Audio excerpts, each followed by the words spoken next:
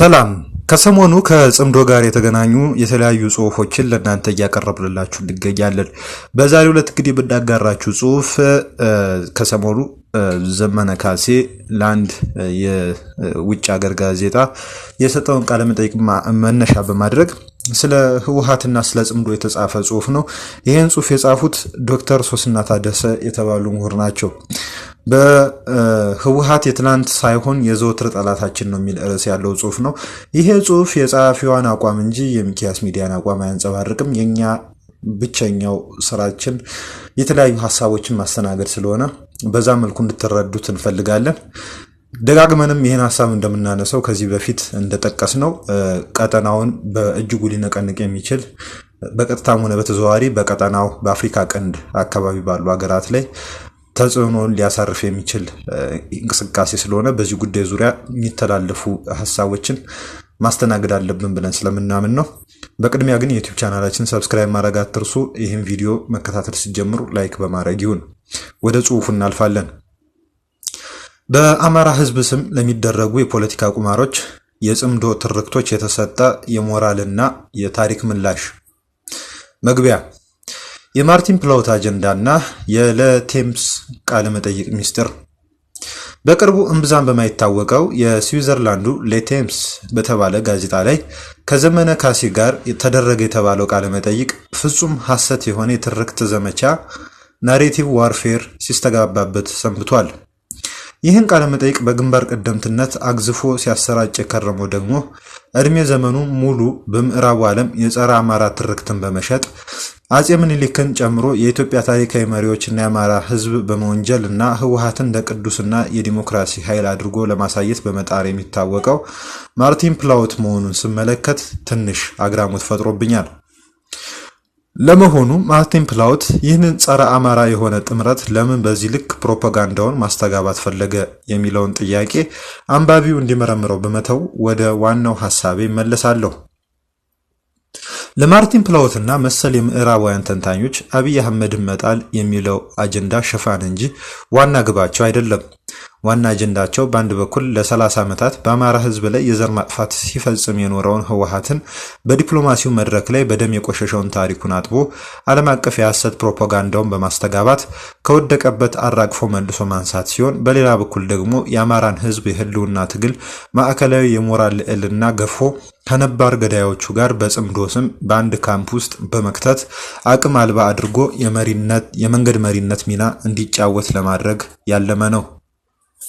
አብይ አህመድን መጣል በሚል ሽፋን አማራ የሚለውን ስም በመጠቀም ከህወሓትና ከሌሎች ጸረ አማራ ኃይሎች ጋር ተፈጠረ የተባለው ጥምረት ወይም ጽምዶ በመሬት ላይ ያለውን ታሪካዊ እውነታ ሙሉ በሙሉ የካደና የሰማዕታትን የትግል አደራ አሳልፎ የሰጠ የሞራልና የታሪክ ክስረት ትልቅ ማሳያ ነው።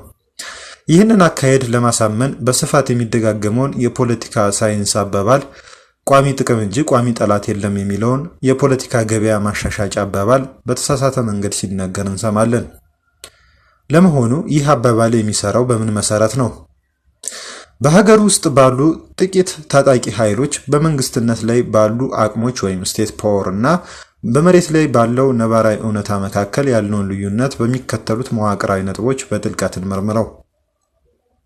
የመንግስት አቅም ስቴት ፓወር እና የነጻ ታጣቂ ቡድን ነን ስቴት አክተር ልዩነት። በዲፕሎማሲና በዓለም አቀፍ ፖለቲካ ቋሚ ወዳጅ እና ቋሚ ጠላት የለም፣ ያለው ቋሚ ጥቅም ብቻ ነው የሚለው የሪያሊዝም ፖለቲካል ሪያሊዝም መርህ እንደሚሰራ ይታወቃል። ሀገር የሚያስተዳድሩ መንግስታት ይህንን መርህ ሲያውጁ ትርጉም ይሰጣል። ምክንያቱም ከጀርባቸው የተደራጀ የሀገርና የመንግስትነት አቅም ስቴት ፓወር ስላለ ነው። መንግስታት የራሳቸው የመከላከያ ሰራዊት፣ የሉዓላዊነት እውቅና ሶቨርኒቲ፣ የኢኮኖሚና የዲፕሎማሲ የበላይነት አላቸው። በመሆኑም ከማንኛውም አካል ጋር ጊዜያዊ ስምምነት ቢያደርጉ እንኳን ሌላኛው አካል ቢከዳቸው ወይም ቢያሴርባቸው ራሳቸውን የመከላከልና ህጋዊ እርምጃ የመውሰድ ተቋማዊ አቅም አላቸው። ለዚህም በምሳሌነት ኢትዮጵያንና ኤርትራን መመልከት ይቻላል። ሩቅ ሳንሄድ ጥቅምት 24 ቀን 2013 ዓ.ም ኖቬምበር 2020 የህወሓት ኃይሎች በሰሜን እዝ ላይ ጥቃት በመፈጸም ባስጀመሩት ጦርነት የኢትዮጵያን መከላከያ ከደረሰበት ጥቃት ለመታደግና ሽፋን ለመስጠት የኤርትራ ኃይሎች በጦርነቱ ተሳትፈዋል። አጋጣሚውን ተጠቅመው ከ1991 ጀምሮ የህልውናቸው ስጋት ሆኖ የዘለቀውን ህወሓትን የመምታት ፍላጎታቸውን አሳክተዋል። ለዚህም ማሳያው የኤርትራ ወታደሮች ከትግራይ ለቀው ሲወጡ የመሪያቸውን ቃል ተውሰው ጌም ኦቨር የሚል ጽሑፍ በመኪኖቻቸው ላይ ተለጥፎ ተመልክተናል። ይህ ትዕይንት ከተከሰተ በጥቂት ሳምንታት ውስጥ የህወሓት ኃይሎች ከሸዋ እስከ መቀሌ በሁለት ዙር ጦርነት ክፉኛ ተመተው ፕሪቶሪያ ላይ ግጭት የማቆም ስምምነት ለተባለው በተግባር ግን ራስን ከመጥፋት የማዳን እድል ለመጠቀም እጃቸውን ሰጥተው በፈረሙት ፊርማ ከመጥፋት ድነዋል። ይህ ውስብስብ ፍላጎት በአብይ አህመድ ዘንድ ለአማራና ኤርትራ ኃይሎች የተቀበረች ፈንጂ ቢሆንም ከህወሓት አኳያ በተጨባጭ ሽንፈትን የማመን ታሪክ ማስረጃ ሆኖ ተመዝግቧል። ቁርስ ጎንደር፣ ምሳ ባህር ዳር፣ እራት አዲስ አበባ ተብሎ በጠገዴ ቀራቀር የተጀመረው የጥቅምት 24ቱ ጦርነት በሶስት ዙር ሂደት የአማራ ህዝብን ያስከፈለውን ዋጋ ሳንዘነጋ ህወሓትንና የትግራይን ፖለቲካ 50 ዓመት ወደ ኋላ የመለሰ ጥልቅ ሰብአዊ ኪሳራ ማስከተሉ ወዳጅ ጠላት የሚያውቀው እውነታ ነው። ወደ ቋሚው ፖለቲካ ስንመለስ ኤርትራና ኢትዮጵያ ራሳቸውን የቻሉ ሉዓላዊ ሀገራት ናቸው። የራሳቸውን የጋራ ጠላት ለመምታት በጊዜያዊነት አብረው ተሰለፉ። ለምን ቢባል ለቋሚ ጥቅም ሲሉ ነው። ምክንያቱም ለብልጽግና መንግስት ህወሓት የስልጣን አደጋ ስለነበር፣ ለኤርትራ ደግሞ ከ1991 የባድመ ጦርነት ጀምሮ የኤርትራ ሀገራዊ ህልውና ጥልቅ ፈተና ውስጥ ገብቶ የቆየው በዚሁ ኃይል መሆኑን ተከትሎ በመሆኑ ለአስመራው ገዢ ከህወሓት በላይ ጠላት አልነበረውም። ይህ በ4 ኪሎና በአዲ ሃሎ መካከል ያለ የፍላጎት ምጥጥን ከህልውና አንጻር የሚታይ በመሆኑ ስሌቱ ቋሚ ጥቅም ይባላል። በፕሪቶሪያ ግጭት የማቆም ስምምነት ወቅት የኤርትራ ኃይሎች ህወሓትን መጨረስ እየተቻለ በሚል ከብልጽግናው አገዛዝ ጋር ወደ ጥልቅ ቅራኔ ገቡ። በስምምነቱ እኛ ምንም ለምን አልተሳተፍንም ከሚለው የኩርፊያ ትርክት ይልቅ ህወሓት መጥፋት ነበረበት የሚለው የአስመራ አቋም የቅራኔው መሰረት ሆኖ ይታያል። የሆነ ሆኖ በብልጽግና በኩል የሀገራችንን ሉዓላዊነት ለማስከበር ይህ የውስጥ ጉዳያችን ነው በሚል የዲፕሎማሲ ሽንገላ የፕሪቶሪያው ትዕይንት ተፈጸመ። የኤርትራ መንግስት ከፕሪቶሪያ ግጭት የማቆም ስምምነት በኋላ የሁኔታዎች መቀየርን በማየት ለራሱ ጥቅም ሲል አገራዊ ሉዓላዊነትን ተጠቅሞ በጦርነት የቀጠቀጠውን ኃይል ከተቀበረበት አስነስቶ ህወሓትን በመርዳት ትግራይን የመከላከያ ወረዳ በፈር ዞን በማድረግ ተጠቀመበት። ኤርትራ በኢኮኖሚና በዲፕሎማሲ የደቀቀች ብትሆንም ሉዓላዊ ሀገር በመሆኗ መዋቅራዊ አቅሟና ሁኔታዎች ይህን ለማድረግ እድል ፈጥሮላታል። በተጨማሪም ህወሓት ከኤርትራ ይልቅ ከአማራ ጋር የፈጠረው ጠላትነትና የፍላጎት ተቃርኖ ከፍተኛ በመሆኑ እነ ደብረጽዮን የአስመራን ደጅ ለመጥናት አልተቸገሩም።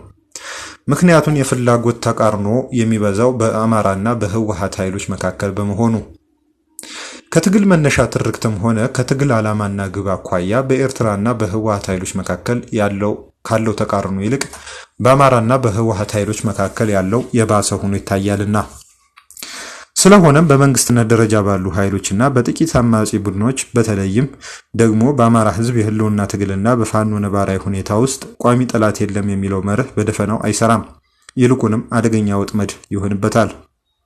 ምክንያቱም በታሪካዊ ወይም መዋቅራዊ ጠላቶችና በጊዜያዊ ተፎካካሪዎች መካከል ያለው ልዩነት ቋሚ ጥቅም የሚኖረው ቋሚ መዋቅር ሲኖር ነው። የህወሓትና የኦነግ ኦኤልኤ መዋቅሮች በይፋዊ ማኒፌስቶዎቻቸውና በርዕዮተ ዓለማቸው አማራን መዋቅራዊና ታሪካዊ ጠላት አድርገው የፈረጁ ናቸው። እነዚህ አካላት ከፋኖ ጋር ያላቸው ቅራኔ ተራ የፖለቲካ ስልጣን ሽኩቻ ሳይሆን የህልውና የርስትና የዘር ማጥፋት ጄኖሳይዳል ኤንድ ቴሪቶሪያል ቅራኔ ነው።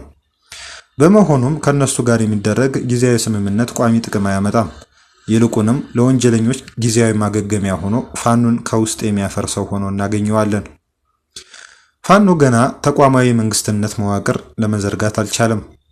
ፋኖ ገና ማዕከላዊ መንግስትነት መዋቅር ስቴት ስትራክቸር ያላቋቋመ፣ ዓለም አቀፍ የዲፕሎማሲ እውቅና ያላገኘና የራሱን ተቋማዊ ህጋዊነት ኢንስቲትዩሽናል ሌጂቲሜሲ ገና በማደራጀት ላይ ያለ እንቅስቃሴ ነው። በዚህ ደረጃ ላይ ሆኖ ቋሚ ጠላት የለም ብሎ ከተደራጁና መንግስታዊ ወይም ቀጠናዊ አቅም ካላቸው ኃይሎች እንደ ህወሓትና ኤርትራ ጋር መጠጋጋት በበግ ቁርበት የተሸፈነ ተኩላን ያለምንም መከላከያ አቅም ወደ ቤት የመጋበዝ ያህል አደገኛ ነው።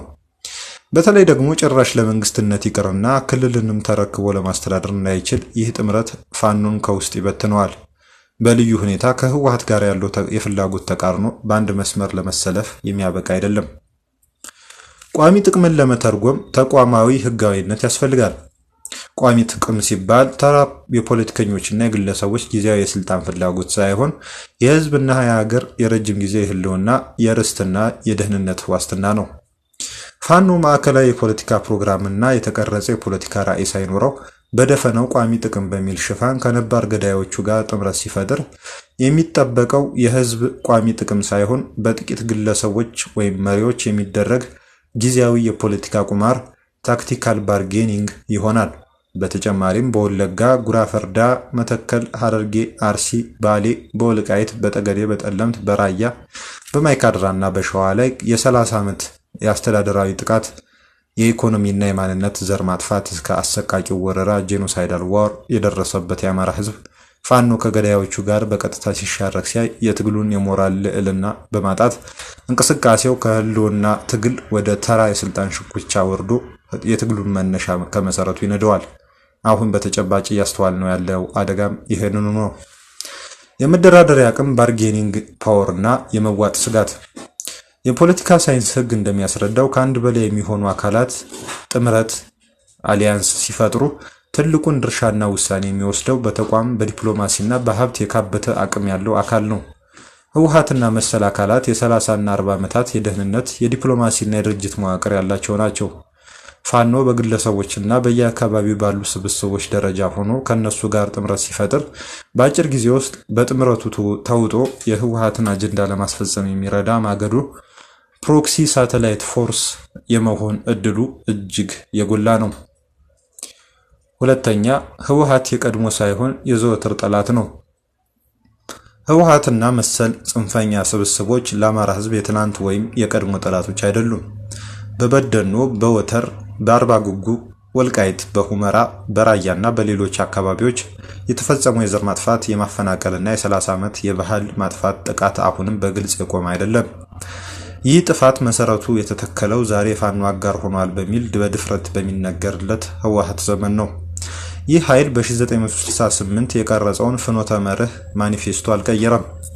ከዚህ አቋሙ በሚነሳ የፖለቲካ እምነት በ1987 ራሱ ጽፎ ያጸደቀውን ህገ መንግስት በተመለከተ አንዲት አንቀጽ አትነካብኝ በሚል አቋሙ እንደጸና ነው።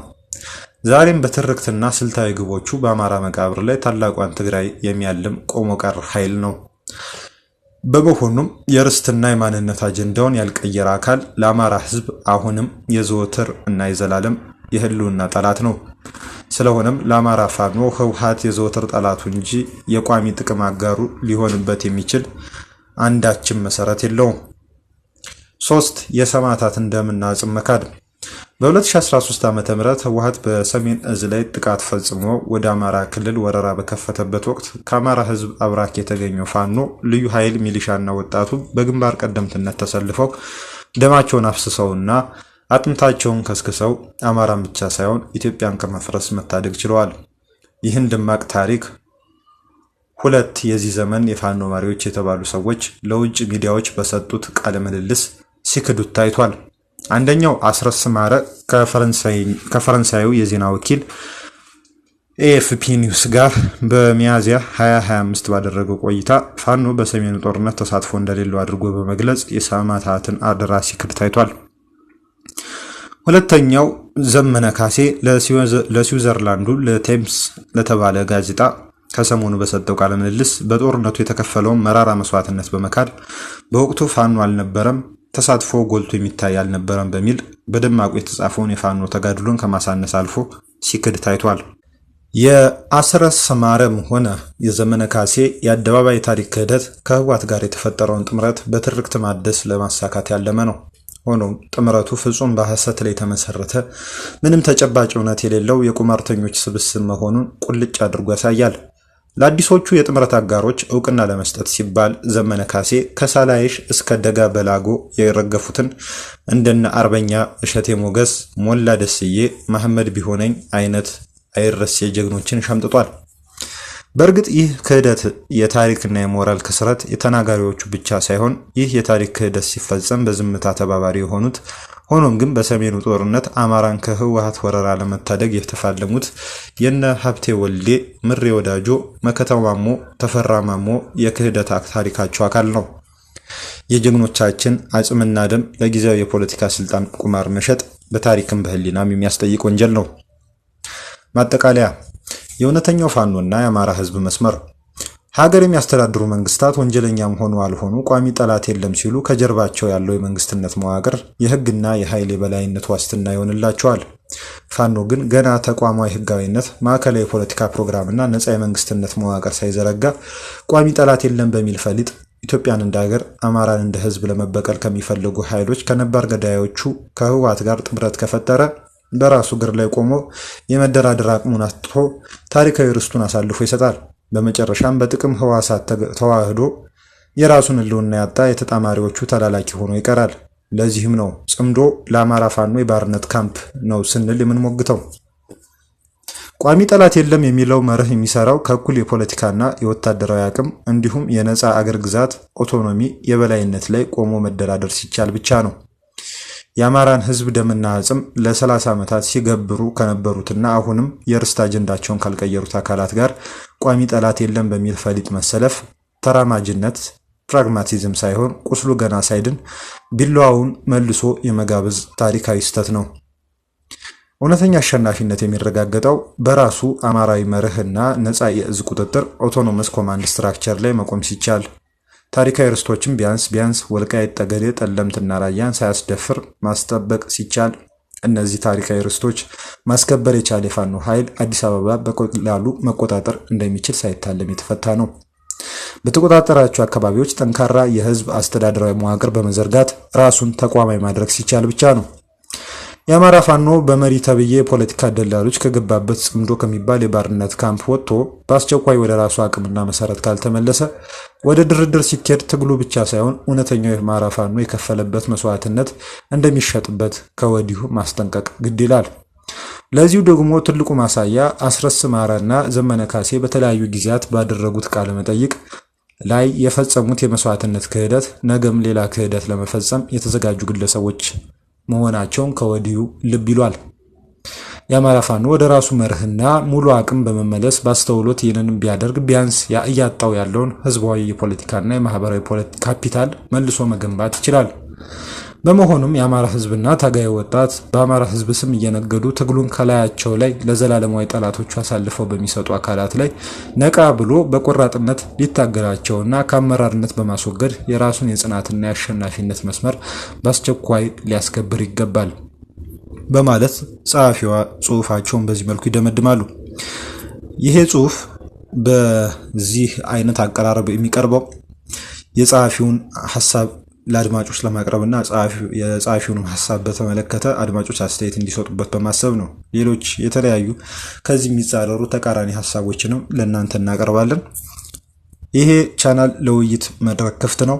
ሐሳባችሁ መግለጽ ትችላላችሁ። ይሄ ጽሑፍ ከነቃል አጠቃቀሙ የጸሐፊዋ እንጂ የሚኪያስ ሚዲያን አቋም አያንጸባርቅም።